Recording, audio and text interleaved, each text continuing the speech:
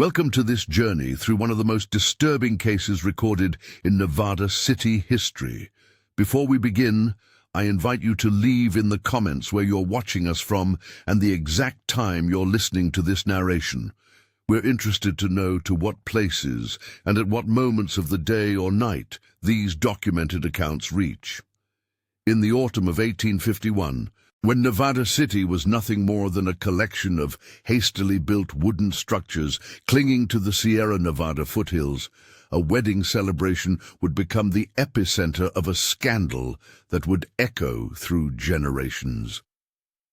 The California gold rush had drawn thousands of fortune seekers to this remote corner of Nevada County. But what transpired on October 15th of that year would prove that some secrets are darker than the deepest mine shaft. Edwin Pike, a 23-year-old prospector from Ohio, had struck modest success in the placer deposits along Deer Creek. Unlike many of his contemporaries who squandered their earnings on gambling and drink, Pike had carefully saved enough to purchase a small plot of land on the outskirts of the growing settlement. His marriage to Margaret Sullivan, daughter of Irish immigrants who had established one of the area's first general stores, was to be the crowning achievement of his careful planning. The wedding was set for a Saturday evening at the newly constructed Methodist Chapel on Broad Street. Reverend Thomas Whitmore, who had arrived in Nevada City only months earlier, would officiate the ceremony. The guest list included most of the town's respectable citizens, approximately 40 souls, who had found their way to this remote mining camp and were attempting to establish some semblance of civilized society in the wilderness. Luther Branson, Pike's business partner and closest friend, had been chosen as best man. Branson, 28 years old and originally from Tennessee, had arrived in California 2 years prior to Pike. The two men had met during the harsh winter of 1850, when Pike had fallen ill with pneumonia, and Branson had nursed him back to health in a crude cabin they shared near the mining claims. Their partnership had proven profitable, and by 1851 they owned 3 productive claims along the creek. The wedding preparations had begun weeks in advance. Margaret Sullivan, 20 years old with auburn hair and green eyes, had commissioned a dress from San Francisco, one of the few luxuries the young couple allowed themselves. The fabric had arrived by stagecoach in early October, wrapped in brown paper and accompanied by a letter from the seamstress detailing the construction of the garment. Mrs. Sullivan had spent countless hours in the lamplight, carefully sewing the final touches that would make her daughter's wedding dress suitable for the occasion. Pike had arranged for the celebration to take place at Murphy's Hotel, the finest establishment in Nevada City at the time. The hotel, constructed of milled lumber rather than the rough planks that characterized most buildings in the area, boasted a dining room capable of accommodating the entire wedding party. James Murphy, the proprietor, had agreed to provide a feast that would include roasted venison, fresh bread, and even a small wedding cake made with precious white sugar transported from Sacramento. The morning of October 15th dawned clear and cold, with frost covering the ground around the mining claims. Pike rose before dawn, as was his custom. But instead of heading to the creek, he spent the morning preparing for his wedding. He had purchased new clothes for the occasion, a black wool suit, white cotton shirt and polished leather boots that had cost him nearly 2 ounces of gold dust. Branson arrived at Pike's cabin around 10 in the morning to assist with the final preparations. According to subsequent testimony, Branson appeared unusually nervous that morning. Several witnesses would later recall that he seemed distracted, frequently checking his pocket watch and gazing toward the hills that surrounded the valley.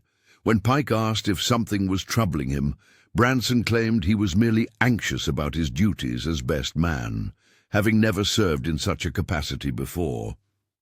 The ceremony was scheduled for 6 o'clock in the evening, allowing time for the miners to complete their work for the day and return to town. The Methodist Chapel, though small, had been decorated with late-season wildflowers gathered from the meadows above the creek. Margaret Sullivan had insisted on this touch. wanting some beauty to soften the harsh edges of their frontier existence. As the afternoon progressed, guests began arriving in Nevada City. Most came from the immediate area, but a few had traveled from as far as Grass Valley to attend the celebration. Among the attendees were Dr. Samuel Hartwell, who served as the closest thing to a physician the community possessed, and Judge William Morris, who had been appointed to maintain order in the rapidly growing settlement. Margaret Sullivan arrived at the chapel precisely at 6 o'clock, accompanied by her parents. She wore the dress that had been crafted in San Francisco, a creation of dark blue silk with delicate lace trim at the collar and sleeves. Her hair had been arranged in an elaborate style that had required the assistance of Mrs. Elizabeth Garrett, the only woman in Nevada City with experience in such matters. Pike waited at the altar with Reverend Whitmore, but Branson was notably absent. When the minister inquired about the whereabouts of the best man, Pike assured him that his friend would arrive momentarily, perhaps delayed by some last-minute business at their mining claims. The congregation waited in the wooden pews, the silence broken only by the occasional cough or whisper. After 15 minutes had passed, Pike requested that someone be sent to locate Branson. Young Timothy Murphy, son of the hotel proprietor, volunteered to ride to the mining claims and investigate the delay. The boy departed on horseback, promising to return with news as quickly as possible. The congregation continued to wait as the sun began to set behind the western hills. Margaret Sullivan remained composed, though those seated near the front pews later recalled that her hands trembled slightly as she held her bouquet of wildflowers. Mrs. Sullivan appeared increasingly agitated, frequently turning to look toward the chapel door in anticipation of Branson's arrival. Timothy Murphy returned after nearly an hour, his horse lathered with sweat from the urgent ride. He approached Pike with news that would begin to unravel the careful plans for the evening. Branson was not at the mining claims, and his personal belongings appeared to have been hastily packed and removed from the cabin he shared with Pike. More troubling still, the strongbox, where the partners kept their accumulated gold dust and nuggets, was missing. The revelation that Branson had apparently fled with their joint savings sent a murmur of shock through the assembled guests. Pike's face drained of color as the full implications became clear. Not only had his closest friend abandoned him on his wedding day, but he had also stolen the fortune they had worked so hard to accumulate over the past 2 years. Reverend Whitmore suggested that the ceremony proceed despite Branson's absence, offering to serve as an unofficial witness himself. However, Pike was too stunned to make rational decisions. He stood at the altar in his new black suit, staring at the chapel door as if willing his former partner to appear and explain this apparent betrayal. Margaret Sullivan, displaying remarkable composure under the circumstances, approached her intended husband and spoke quietly to him for several minutes. The exact nature of their conversation was never recorded, but witnesses noted that Pike nodded several times before turning to address the congregation. In a voice barely above a whisper, he announced that the ceremony would be postponed until Branson could be located and the matter resolved.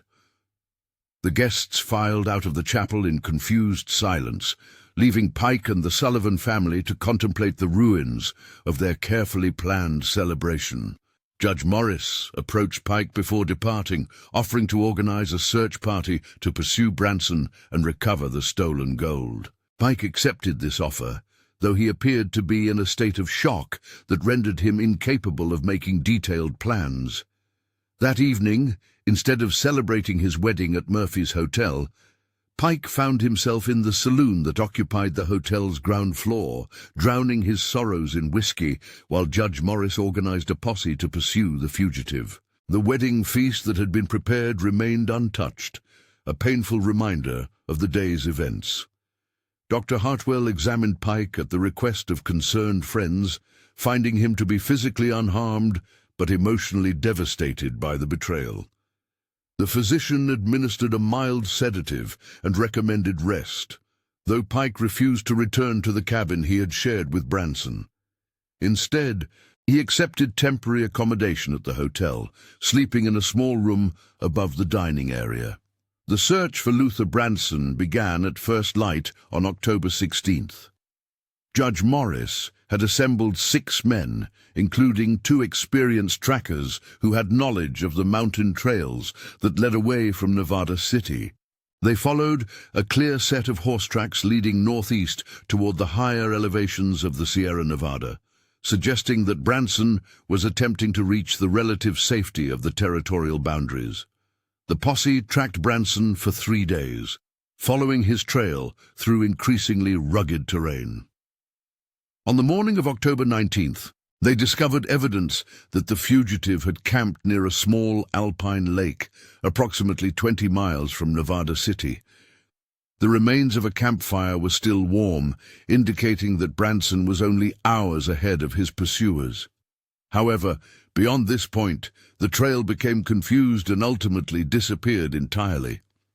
The trackers found signs that Branson had deliberately obscured his route, leading his horse through rocky areas where hoofprints would not be visible, and even doubling back on his own path to confuse anyone who might follow. After 5 days in the wilderness, the posse returned to Nevada City, empty-handed. Judge Morris reported that while they had come close to apprehending Branson, the fugitive's knowledge of the terrain and his apparent skill at evading pursuit had allowed him to escape into the vast wilderness of the Sierra Nevada. The theft of the gold had left Pike virtually penniless. The mining claims that he and Branson had worked together were legally complex to operate alone, requiring more manual labor than one man could provide. Additionally, Pike discovered that several of their business arrangements had been structured in a way that made it difficult to access their assets without Branson's cooperation. Margaret Sullivan and her family found themselves in an awkward position. The wedding had been postponed indefinitely, and Pike was no longer the prosperous suitor he had appeared to be just days earlier. Mrs. Sullivan, who had invested considerable time and resources in the wedding preparations, expressed private frustration with the situation, though she maintained public support for her daughter's choice. During the week following the failed wedding, several disturbing details about Luther Branson's behavior began to emerge. Mrs. Elizabeth Garrett, the woman who had assisted with Margaret Sullivan's hair on the wedding day, revealed that Branson had visited her earlier that week, asking detailed questions about the Sullivan family's financial circumstances and the extent of Pike's savings. Additionally, Thomas Henderson, who operated the local assay office, came forward with information that cast further doubt on Branson's character.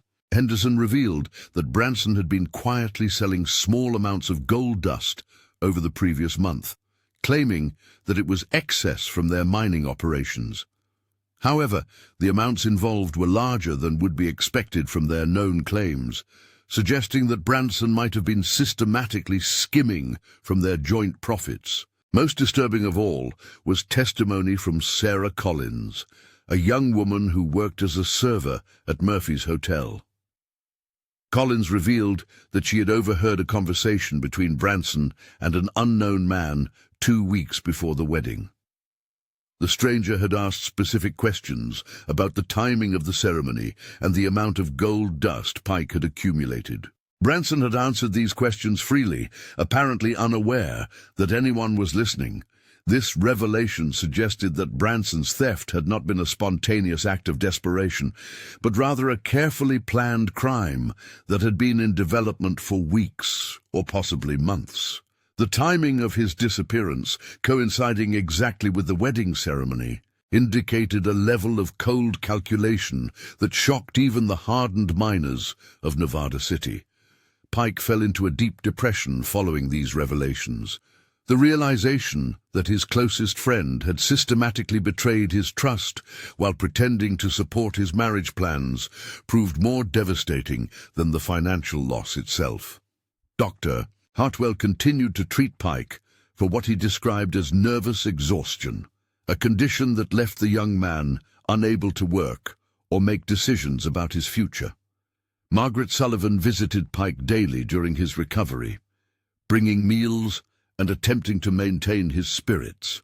However, their relationship had been fundamentally altered by the events of October 15th. The trust and optimism that had characterized their courtship had been replaced by a cautious uncertainty that neither seemed able to overcome. 3 weeks after the failed wedding, Margaret made the difficult decision to end their engagement. In a letter that Pike kept until his death, she explained that while she still cared for him deeply, she could not marry a man who had been so thoroughly deceived by someone he trusted completely. She worried that Pike's judgment in matters of friendship and business had been permanently compromised by his association with Branson. The dissolution of the engagement was handled with discretion, but in a community as small as Nevada City, such news could not remain secret for long. Margaret Sullivan eventually married Dr. Hartwell in the spring of 1852, a union that provided her with the security and stability that her relationship with Pike had promised but failed to deliver. Pike attempted to continue working his mining claims alone, but the physical demands proved too great for a single man. By the winter of 1851, he had been forced to sell his remaining assets to pay his debts. He used the proceeds to purchase a stagecoach ticket to Sacramento, where he hoped to find work that did not require the capital investment that mining demanded. Before leaving Nevada City, Pike visited the Methodist chapel, where his wedding should have taken place. Reverend Whitmore found him there on a cold December morning, sitting alone in the front pew where Margaret Sullivan should have stood beside him as his wife. The minister noted in his journal that Pike appeared to have aged years in the span of months, his face bearing the lines of a man who had experienced a profound loss of faith in human nature. Pike's final weeks in Nevada City were marked by a series of disturbing discoveries that would haunt him for years to come. While cleaning out the cabin he had shared with Branson, he found a collection of letters hidden beneath loose floorboards. These letters, written in Branson's hand but never sent, revealed the true extent of his former partner's deception. The letters were addressed to various individuals, including Margaret Sullivan herself. In them, Branson detailed his growing resentment of Pike's success and happiness, expressing jealousy of the upcoming marriage and the financial security it represented. Most disturbing was a letter apparently intended for Pike, in which Branson confessed to deliberately undermining their business relationship, while presenting himself as a loyal friend. One passage from these letters would remain burned in Pike's memory for the rest of his life. Branson had written, "Edwin believes in the goodness of men because he has never encountered true malice. His trust in me is the weapon I will use to destroy him, and he will never see the blow coming because it will be delivered by the hand he considers most loyal." The letters revealed that Branson had planned his betrayal for months, carefully timing his theft to coincide with the wedding in order to maximize the emotional damage to Pike. The financial loss, devastating though it was, had been secondary to Branson's desire to destroy Pike's happiness and sense of security. Among the letters was a detailed plan for the theft itself, including maps showing the route Branson intended to take when fleeing Nevada City. He had scouted escape routes during their legitimate business travels, learning the terrain that would allow him to evade pursuit. The theft had been planned with military precision, leaving nothing to chance. Pike turned these letters over to Judge Morris, who declared them to be evidence of premeditated theft and fraud. However, with Branson still missing and presumed to be hundreds of miles away, the letters served only to confirm the depth of the betrayal rather than providing any means of achieving justice. The discovery of these letters marked the final destruction of Pike's faith in human relationships. He had trusted Branson completely, sharing not only his business affairs but his most intimate hopes and fears. Learning that this trust had been systematically exploited for months, while Branson pretended friendship proved more devastating than any financial loss could have been. On December 20th, 1851, Edwin Pike departed Nevada City on the morning stagecoach to Sacramento. Several residents gathered at Murphy's Hotel to see him off, including Margaret Sullivan and her new husband, Dr. Hartwell. Pike spoke to no one during his final morning in the town, sitting silently on the hotel's front porch until the stage arrived. Mrs. Elizabeth Garrett later recalled that Pike appeared to be a different man, entirely from the optimistic young prospector who had arrived in Nevada City 2 years earlier. The events surrounding his failed wedding had transformed him from someone who trusted easily and expected the best from others into a withdrawn, suspicious individual who seemed incapable of forming new relationships. The stagecoach departed Nevada City, carrying Pike and his few remaining possessions toward an uncertain future in Sacramento. Those who watched him leave noted that he never looked back at the town where he had expected to build a life with Margaret Sullivan, nor did he acknowledge the farewell gestures from the residents who had gathered to see him off. Judge Morris continued to receive occasional reports of possible Branson sightings over the following months. Travelers claimed to have seen a man matching his description in various locations throughout California and the Oregon Territory. But none of these reports could be confirmed. Branson had effectively vanished into the vast wilderness of the American West, taking with him not only Pike's gold, but any possibility of justice being served. The Methodist chapel where the wedding should have taken place remained a painful reminder of the events of October 15th. Reverend Whitmore noted in his records that attendance at services declined markedly in the months following Pike's departure, as if the community itself had been wounded by the betrayal they had witnessed. Margaret Sullivan Hartwell rarely spoke of her first engagement in the years that followed. When pressed by curious acquaintances, she would only say that she had learned the importance of truly knowing someone's character before committing to marriage. Her relationship with Dr. Hartwell was notably more cautious and formal than her courtship with Pike had been, marked by a wariness that suggested she had been deeply affected by the events of 1851. Dr. Hartwell's medical notes from the period describe treating several residents of Nevada City for what he termed nervous conditions related to the breakdown of trust within the community. The realization that someone like Branson could maintain an elaborate deception for months while living among them had shaken the residents' confidence in their ability to judge character and form reliable relationships. The mining claims that Pike and Branson had worked together were eventually sold to a consortium of investors from San Francisco. The new owners found them to be productive, confirming that Pike's financial difficulties had resulted from Branson's theft rather than any failure of the business itself. This knowledge provided little comfort to those who had watched Pike's life destroyed by his partner's betrayal. By the summer of 1852, Nevada City had grown significantly as new arrivals continued to seek their fortunes in the gold fields. However, the community had been fundamentally changed by the events of the previous autumn. Residents were more cautious in forming partnerships and friendships, having learned that even the closest relationships could be built on deception. The story of Edwin Pike and Luther Branson became a cautionary tale told around campfires and in saloons throughout the Sierra Nevada. Miners would warn newcomers about the dangers of trusting too completely, using Pike's experience as an example of how easily good intentions could be exploited by those with malicious purposes. Years later, when Nevada City had evolved from a rough mining camp into a more established town, older residents would still speak of the wedding that never happened and the young man whose life had been destroyed by betrayal.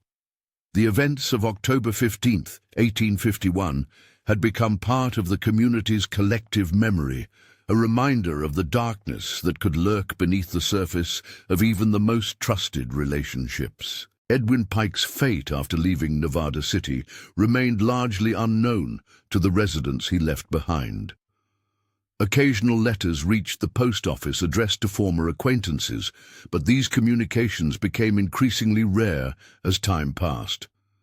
The last confirmed correspondence arrived in the spring of 1853, postmarked from a town in Oregon Territory and containing only a brief note indicating that Pike was working as a clerk in a general store. Dr. Hartwell, who had continued to take interest in Pike's welfare despite his marriage to Margaret, attempted to maintain correspondence with his former patient. However, Pike's responses to these letters grew increasingly brief and distant, suggesting that he preferred to sever all connections with his past life in Nevada City. The final communication from Pike arrived in the autumn of 1853, nearly 2 years after his departure. The letter, addressed to Judge Morris, contained a single page describing Pike's decision to travel further west to the Washington Territory, where he hoped to find work in the growing lumber industry. He thanked Morris for his efforts to pursue justice, but acknowledged that he no longer expected Branson to be apprehended or the stolen gold to be recovered. This letter marked the end of any direct contact between Pike and the residents of Nevada City. Subsequent attempts to locate him were unsuccessful, and he seemed to have deliberately severed all connections with his past life in California. The young man who had once been considered one of Nevada City's most promising citizens had effectively vanished as completely as his betrayer had. Luther Branson's fate remained even more mysterious. Despite Judge Morris's efforts to coordinate with law enforcement officials throughout the Western Territories, no confirmed sightings of the fugitive were ever reported. Some residents speculated that he had changed his identity and was living under an assumed name somewhere in the vast wilderness of the American frontier. Others believed that Branson had met with misfortune during his flight from Nevada City, possibly falling victim to the harsh conditions of the Sierra Nevada wilderness or to the dangerous individuals who haunted the remote trails between mining camps. The mountains were known to claim the lives of experienced travelers, and Branson's flight had taken place during the onset of winter, when conditions were particularly treacherous. A few persistent rumors suggested that Branson had been seen in various locations over the years, always in circumstances that made confirmation impossible. A merchant in Sacramento claimed to have recognized him among a group of travelers heading toward the Oregon Territory in the spring of 1852. A stage driver reported encountering a man matching Branson's description at a remote way station near the California-Nevada border. However, none of these reported sightings could be verified, and as time passed, they began to take on the characteristics of folklore rather than reliable information. Branson had become a phantom figure, a cautionary tale about the consequences of betrayal rather than a real person who might someday be brought to justice. The theft of Pike's gold represented more than just a financial crime. It had been a calculated assault on the bonds of trust that held frontier communities together. In a place like Nevada City, where survival often depended on cooperation and mutual support, Branson's betrayal had struck at the foundation of civilized society. The Methodist chapel where the failed wedding was to have taken place became a symbol of broken promises and shattered trust. For years afterward, couples who planned to marry in Nevada City often chose to hold their ceremonies elsewhere, as if the building itself had been contaminated by the events of October 15th. Reverend Whitmore noted in his journal that the chapel seemed to carry an atmosphere of sadness that was difficult to dispel.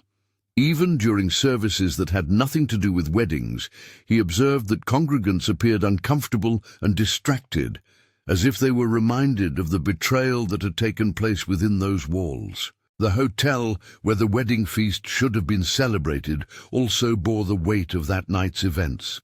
James Murphy reported that the dining room felt haunted by the ghost of the celebration that never occurred, and he eventually had the room renovated in an attempt to erase the memory of the untouched wedding feast. Margaret Sullivan Hartwell's marriage to Dr. Hartwell proved to be stable and successful, but those who knew her well observed that she never fully recovered the spontaneous joy and optimism that had characterized her personality before the events of 1851. Her experience had taught her to be cautious in her trust and guarded in her emotions, traits that served her well, but came at the cost of the openness that had made her so beloved in the community. Dr. Hartwell himself became something of an expert in treating what he described as disorders of trust and faith resulting from betrayal and deception. His medical practice included several patients whose emotional difficulties could be traced to experiences similar to Pike's. Individuals who had placed their confidence in others, only to discover that their trust had been systematically exploited. The community of Nevada City eventually healed from the trauma of Branson's betrayal, but the lessons learned during those dark months of autumn 1851 were never forgotten. Residents became more careful in their business dealings and more cautious in forming close friendships, understanding that even the most convincing displays of loyalty could mask malicious intentions. The mining industry in Nevada County continued to flourish throughout the 1850s. But the partnerships that formed between prospectors were governed by more formal agreements and legal protections than had been common in the early days of the gold rush. The informal handshake deals that had once been sufficient were replaced by written contracts and witnessed agreements that provided some protection against the kind of betrayal that Branson had perpetrated.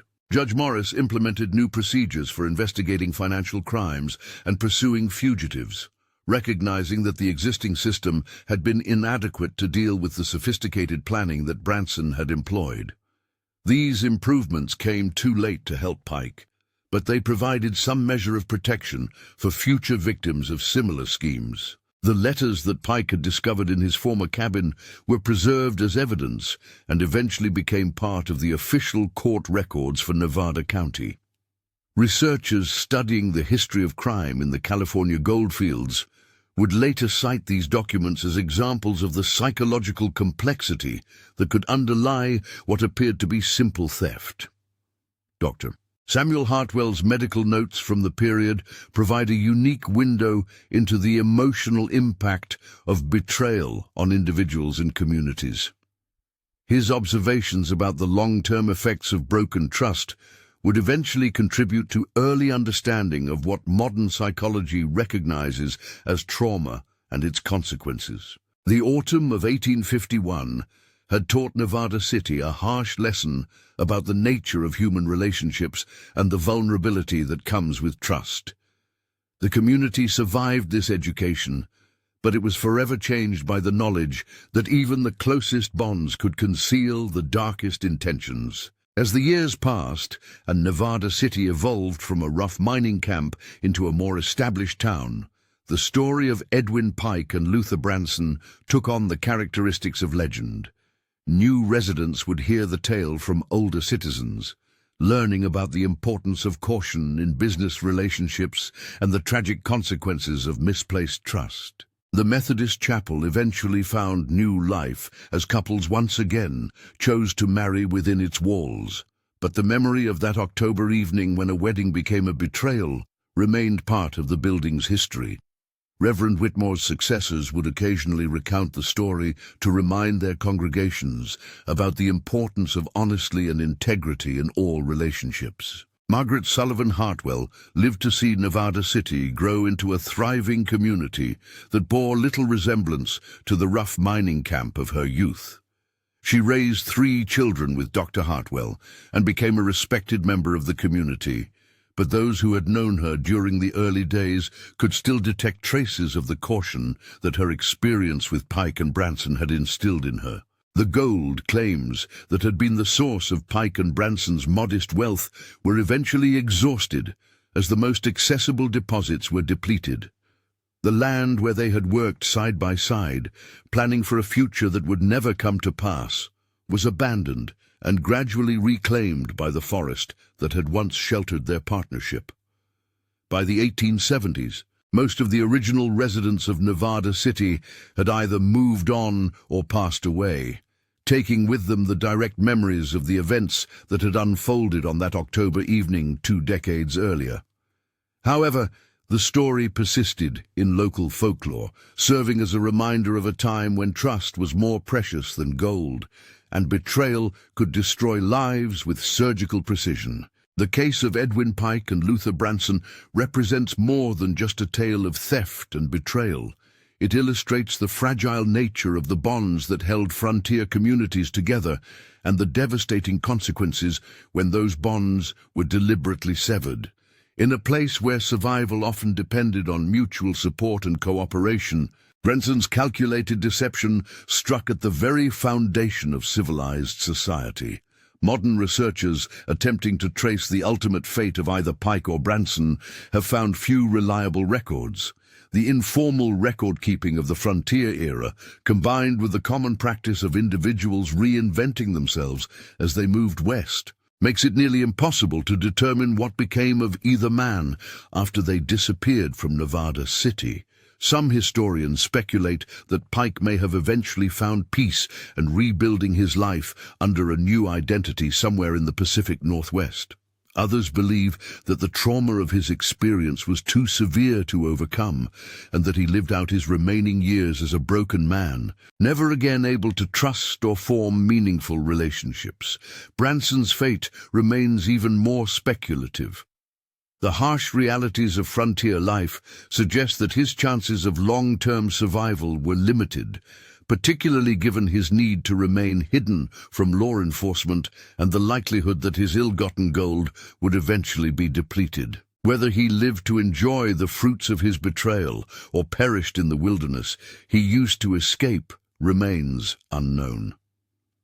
The Methodist Chapel in Nevada City still stands, though it has been renovated and modified numerous times over the intervening decades. Visitors who know the building's history sometimes report a sense of melancholy when standing in the place where Pike waited in vain for his wedding to begin, unaware that his closest friend was at that very moment fleeing with everything they had worked together to achieve.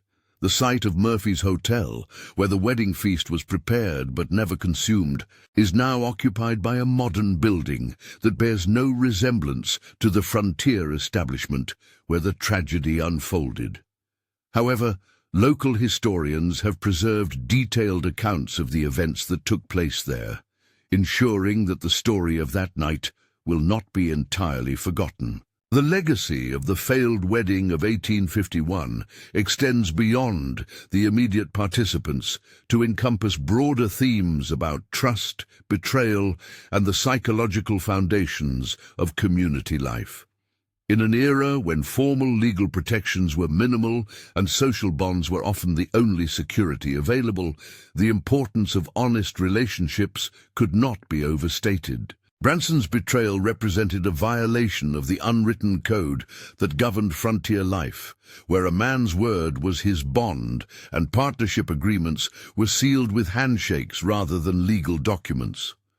By systematically exploiting Pike's trust while maintaining the facade of friendship, Branson had committed a crime that went beyond mere theft to strike at the heart of the social contract that made civilization possible.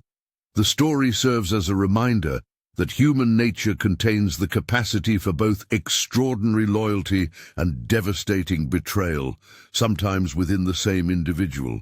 Branson had apparently been capable of genuine friendship and partnership for months or years before his true nature revealed itself, suggesting that the line between trustworthy and treacherous behavior can be thinner than anyone would like to believe.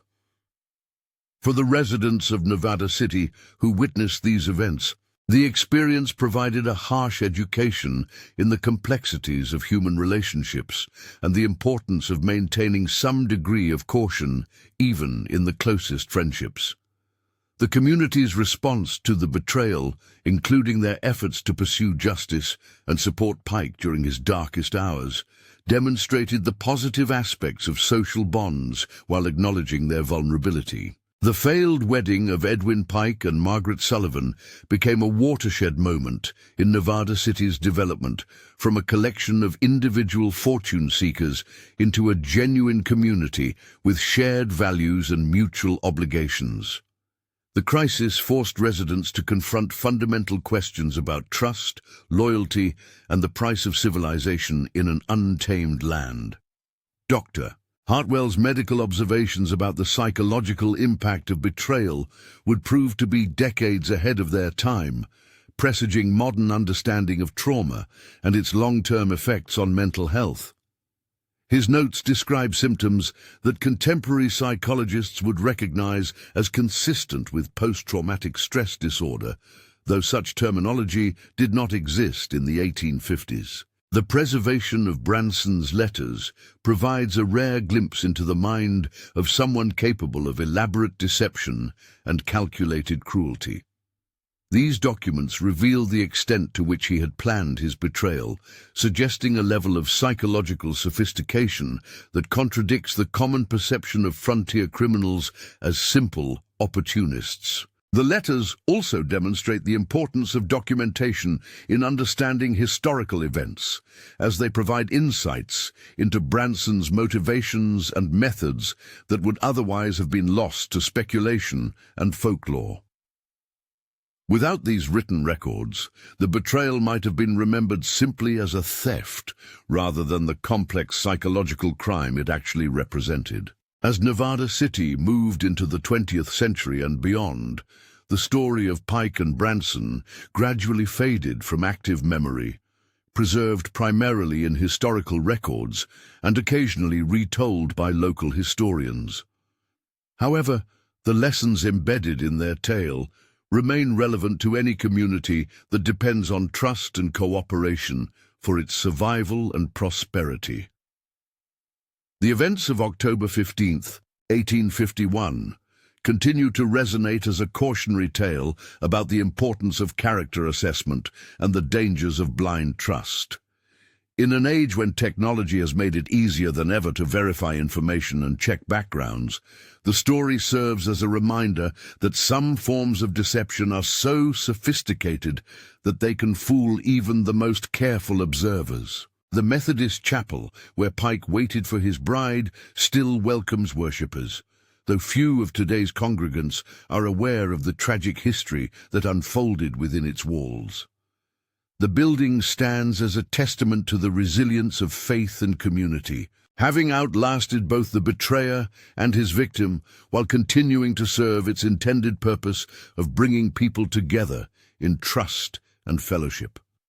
The gold rush that had brought Pike and Branson to Nevada City eventually subsided, leaving behind a transformed landscape dotted with abandoned claims and empty cabins. The creek where they had worked together continued to flow, carrying with it the last traces of the dreams and betrayals that had played out along its banks. In 1862, more than a decade after the events that had shaken Nevada City, a prospector working a claim downstream from Pike's former operation made an unusual discovery. Buried beneath years of sediment and debris, he found a leather satchel containing personal effects that had apparently been hidden during the gold rush era. Among the items recovered was a small notebook filled with entries written in Luther Branson's distinctive handwriting. The notebook appeared to be a journal covering the final weeks before his disappearance, providing the first direct evidence of his thoughts and plans during that critical period. The entries revealed the depth of his resentment toward Pike and the calculated nature of his betrayal. The journal's final entry, dated October 14th, 1851, contained a chilling confession of Branson's intentions. He wrote about his plan to destroy Pike's happiness as completely as possible, viewing the theft not merely as a crime of opportunity, but as a form of revenge against what he perceived as Pike's undeserved good fortune. Judge Morris, now elderly but still serving the community, examined the recovered journal with great interest. The document provided closure to a case that had haunted him for over a decade, confirming what many had suspected about the premeditated nature of Branson's crime. However, it also raised new questions about his ultimate fate, as the journal contained references to plans that extended beyond mere escape. The discovery of the journal prompted a renewed investigation into Branson's disappearance. Local authorities found evidence suggesting that he had not fled the area immediately after the theft, but had instead remained hidden in the mountains for several weeks, possibly observing the chaos his actions had created in Nevada City. This revelation cast his crime in an even more sinister light, suggesting that Branson had derived pleasure from witnessing the destruction he had wrought. The theft of the gold had been merely the means to an end, with the true objective being the complete annihilation of Pike's hopes and dreams. The journal also contained cryptic references to accomplices, indicating that Branson may not have acted alone in planning and executing his betrayal. However, these individuals were never identified, and their role in the affair remained a mystery that would never be fully resolved. Margaret Sullivan Hartwell, now a grandmother and pillar of the community, was informed of the journal's discovery. She declined to read the document herself, stating that she had long ago made peace with the events of her youth and preferred to let the past remain buried. Her response reflected the wisdom of someone who had learned to focus on the life she had built rather than dwelling on the one that had been destroyed. Dr. Hartwell noted that the discovery of the journal reopened old wounds for several community members who had known Pike and witnessed his downfall. The revelation that Branson's cruelty had been even more calculated than previously understood served as a reminder of how thoroughly evil can disguise itself as friendship. In 1868, a letter arrived at the Nevada City Post Office addressed to Judge Morris from an attorney in Portland, Oregon. The letter contained information about a client who had recently died, a man who claimed to have information about the Pike Branson case. However, the client had passed away before providing details, leaving behind only a cryptic reference to the wedding that destroyed two men. This tantalizing lead proved to be the last documented connection to either Pike or Branson. Despite Judge Morris's efforts to investigate further, no additional information was ever uncovered. The men who had once been partners and friends had vanished completely into the anonymity of the American frontier. By the 1870s, Nevada City had evolved into a prosperous town that bore little resemblance to the rough mining camp of the gold rush era. The Methodist chapel had been enlarged and renovated, but older residents could still point to the exact spot where Pike had stood waiting for his bride on that fateful October evening. The Murphy Hotel had long since been demolished and replaced with a more modern establishment, but local historians preserved detailed accounts of the untouched wedding feast that had symbolized the destruction of Pike's dreams. The story became part of Nevada City's official history, a reminder of the community's tumultuous origins.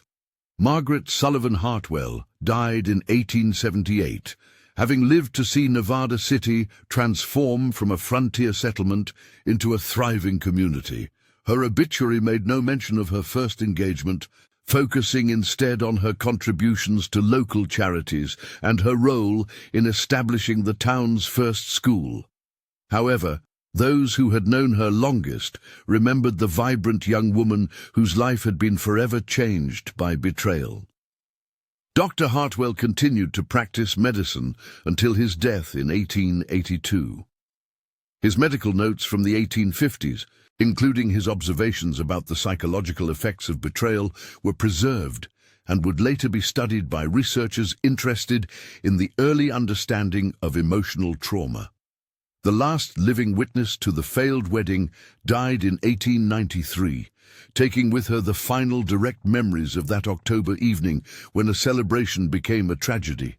However, The story had been so thoroughly documented and retold that it survived in local folklore long after the participants had passed away. In the 20th century, historians studying the California gold rush would identify the Pike-Branson case as an example of the psychological pressures that frontier life placed on human relationships.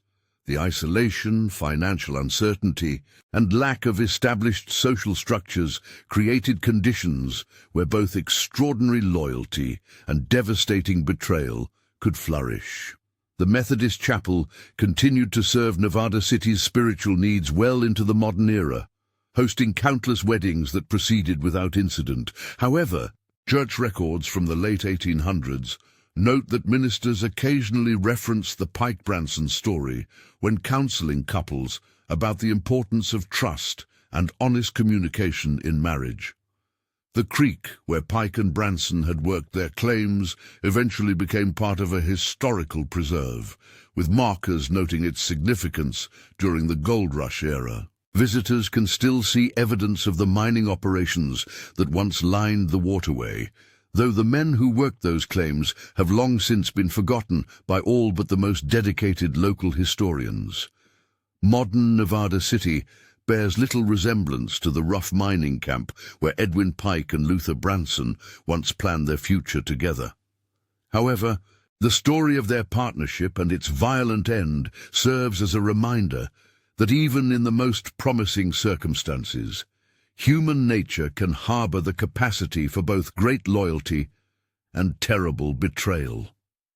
The bells of the Methodist Chapel still ring each Sunday morning, calling the faithful to worship in the same building where Pike once waited in vain for his bride. The sound carries across the hills where gold seekers once worked their claims, a reminder that some stories never truly end, but simply fade into the landscape where they unfolded.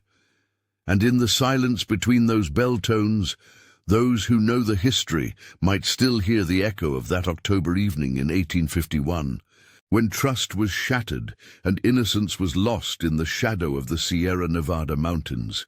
The wedding that never happened had become Nevada City's most enduring ghost, a specter of betrayal that would haunt the community's collective memory for generations to come.